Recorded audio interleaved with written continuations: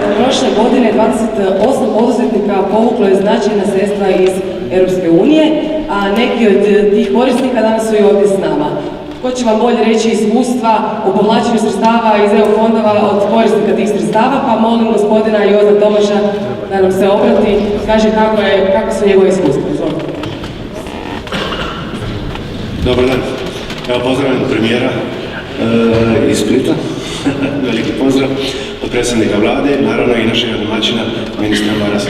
Evo, u ovome trenutku što reći nego da smo zaista ponosni što evo imamo prigodu prezentirati ovaj naš program ili projekt kojeg smo započeli prije nekoliko godina. Naime, projekt je vrijedan nekih 95 milijuna kuna, od toga smo pri prijavljivanju projekta prihvatljivih troškova priznali 65 milijuna kuna, od čega smo dobili 25 milijuna kuna bespovratnih sredstava. To je jedan projekt koji je uistinu već dugo vremena trajao i iziskivao je doista puno problema unutar naše kuće, unutar našeg cijelog tima, puno vremena, slobodnih dana, trenutaka, vikenda i svega skupa, što je evo, moram priznati, jedan težak posao. Ono što je nama posebno teško bilo, zato što smo se mi odlučili unutar kuće da sami radimo ovaj projekt bez pomoći određenih konzultanata, što se evo, pokazalo pri samom dobivanju projekata kao uistinu jedan od dobrih odluka. Sami projekt je, znači, prošle godine smo u 1.8. potpisali ugovor sa SAFU-om i sa Ministarstvom poduzetništva, znači o dodjeli bespovratnih sredstava. U tom trenutku smo također nastavili i dalje raditi sa projektom, znači unutar kuće, unutar našeg tima u kući, što se možda u konačnici pokazalo kao baš i ne najbolja ideja, jer smo se možda i precijenili naše mogućnosti, ali evo, obzirom da smo do sad došli do povlačenja određenih sredstava, mislim da je to dobar vjetar u leđa za daljnje prijavljivanje na određenim projektima. Ono što je u ovom trenutku poručio kolegama koji bi trebali krenuti putem kao što je krenio Hotel Park ili Potesnas iz Splita je taj da se ne ustručavaju pitati da uistinu postoje određene institucije i ministarstva koja su voljna dati informaciju 24 sata, što nama malim običnim poduzetnicima i običnim ljudima je doista do sada bilo neshvatljivo da mi možemo recimo u petak navečer, ja sam prošli tjedan bio na putu van Hrvatske i u petak navečer sam dogovorio sastanak sa kompetentnim iz Ministarstva poduzetništva i tu je bio ministar Maras i kolegica gospođa Dijana Bezijak. Tako da unutar 24 sata smo dogovorili jedan sastanak što je stvarno, evo, što se nas tiče malih običnih poduzetnika do sad bilo neshvatljivo. Isto tako unutar 24 sata dogovoren sastanak u Ministarstvu regionalnog razvoja i sa gospođom Žigman i gospođom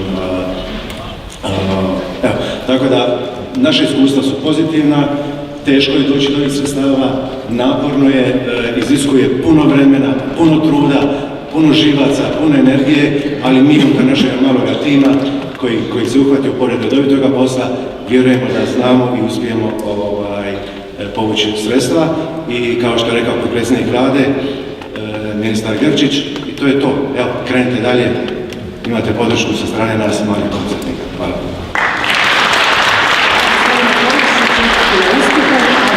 Gospođa Željka Buzov iz tvornice Kromos Svjetlost koja će nam prenijeti svoje iskustva. Dajte jedan pljesak za...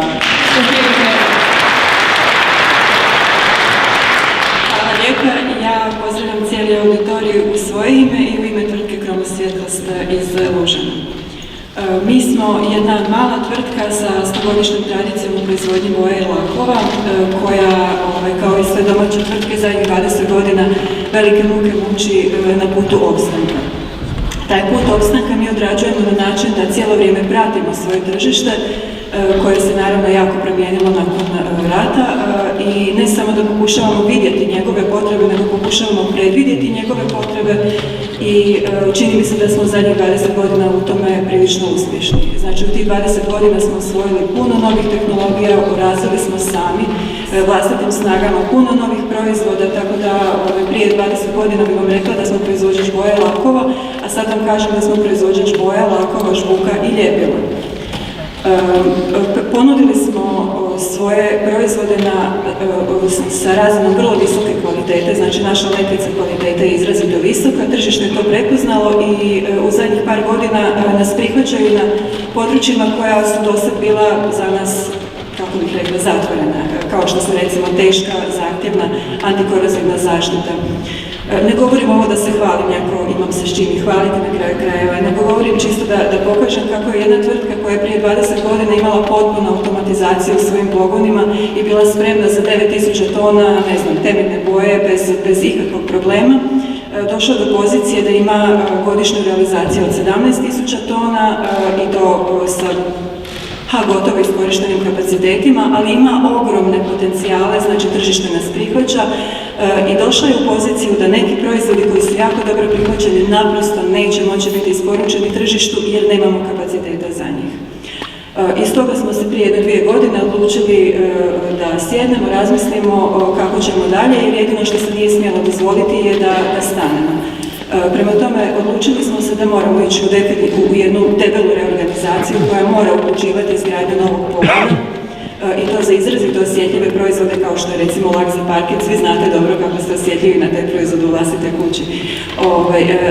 To je značilo da moramo reorganizirati svoj odjel razvoja jer svaka od tih novih proizvodnih linija je zahtijevala nešto od opreme što mi više nismo imali.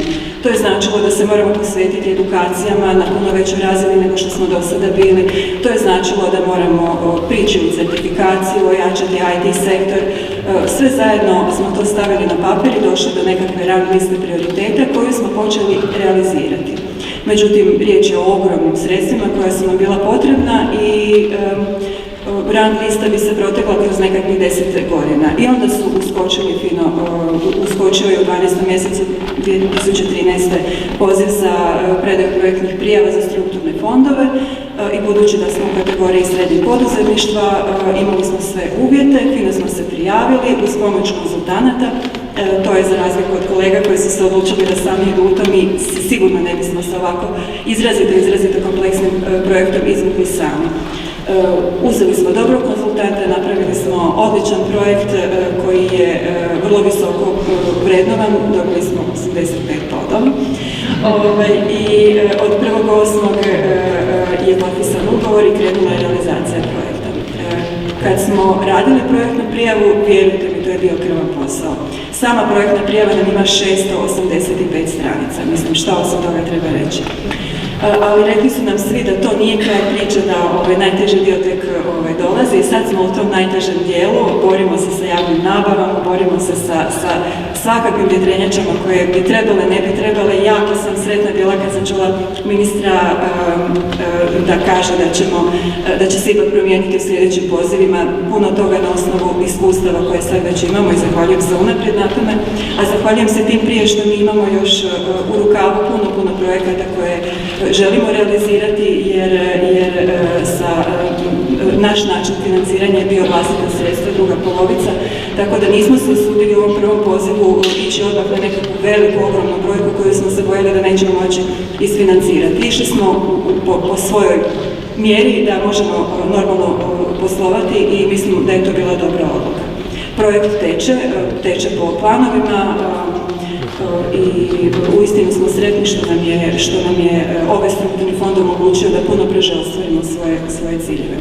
Konačni rezultat od ovog našeg projekta bit će najmanje 16 radnih mjesta, novootvorenih radnih mjesta, bit će povećanje kapaciteta na razini maltene dvostruko, bit će mogućnost razvojnog centra koja teži nebu otprilike, nebo je granica, tako da mi vidimo uistinu velike koristi. I svima koji imaju potrebe, koji imaju ideju, ovo je jako dobro kad se kotačić zavrti, svima koji imaju s čim zavrtiti kotačić, preporučam da se uhvate u koštac tog jako ozbiljnog posla. Svaka faza u njemu je, nemojte zamjeriti, ali krvava, ali može se, moj prijedlog je ipak izabrati dobrog konzultanta, provjerenog konzultanta, jer jako puno vremena traži od velikog tima da se realizira, ali može se. Prema tome, grehota je da iskoristiti ovolike novce koje su na raspolaganju.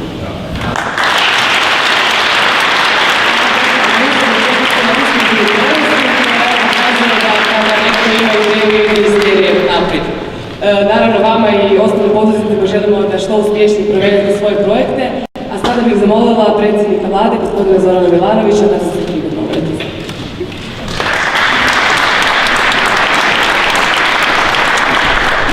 Dame i gospodo, poštovani ministri, domaćini, gospodine veleposlaniče, kolega. Na ulasku u zgradu sam pitao ministra Marasa zašto su izabrali baš ovu zgradu, ne? Pa on rekao zato jer je lijepa. Lijepa je. Međutim, ovo je prije malo više od 100 godina napravljeno po projektima Rudolfa Lipinskog. U to vrijeme kraljica Zagrebačke secesije, ne samo Zagrebačke, dakle po značaju ove arhitekture u kojoj je bilo smješteno znanje i pamet u Kraljevskom arhivu i Kraljevskoj biblioteci tog vremena, državnoj, nego i jednom centru kompetentnosti, centar kvalitete, centar dakle, vrhunske arhitekture tog vremena i tehnologije izgradnje toga betona. Jedna od prvih zgrada koja su građene na taj način. I ovdje sam kao student iz čiste znatiželje dolazio učiti, spremio 1 do 2 ispita, malo veća. Ovo je bilo sve na čičkama stolovima, s lampama i sada je pretpostavljam, jer dugo nisam ovdje bio. I ovo mjesto uvijek privlačilo i zračilo. Tako da ako ste izabrali zato što je lijepa, niste pogriješili, ali ima tu još. Jer to su tada bili jedini dostupni europski fondovi. Doduše, nije mi nikad bilo jasno kako je to točno financirano, vjerojatno iz proračuna iz Budimpešte, Ugarske, u koju smo plaćali više nego što smo dobijali. Sada je bitno da se to okrene. Sada je bitno da se to okrene. Da uplatimo 10, a uzmemo 15. To je moguće. Primjeri ovih ljudi, poduzetnika, hrabrih ljudi, malih avanturista, jer bez avanture nema poduzetništva, to najbolje pokazuje. Ja sam već 3 godine u europskim poslovima prisutan kao predsjednik Hrvatske vlade, prvi godinu i pol dana kao promatrač. I od prvog dana, kao da se složilo, svjedočim jednom srazu prijatelja kohezije. To su države koje imaju izravne financijske koristi iz europskih fondova, dakle koje dobijaju ili mogu dobiti više nego što uplaćuju, i zemalja koje su se prigodno nazvali prijateljice dobrog trošenja. To su ovi koji se škrti, koji ne daju. Dakle, to je jedan savršeni balans u kojem i jedni i drugi moraju imati koristi. I to je za nas bit Europske unije. To više nije ni sigurnost, ni nikakva ezoterija, niti nikakva duhovljena priča. Ima i toga, ali prije svega, i jedino mjerilo naše uspješnosti i u stvari svrhe članstva u Europskoj uniji su kohezijski fondovi i sredstva europskih fondova. Dakle, uplatim nešto, a povučem i iskoristim. Draža mi je ta riječ, iskoristim više. I samo tako možemo mjeriti svoju uspješnost.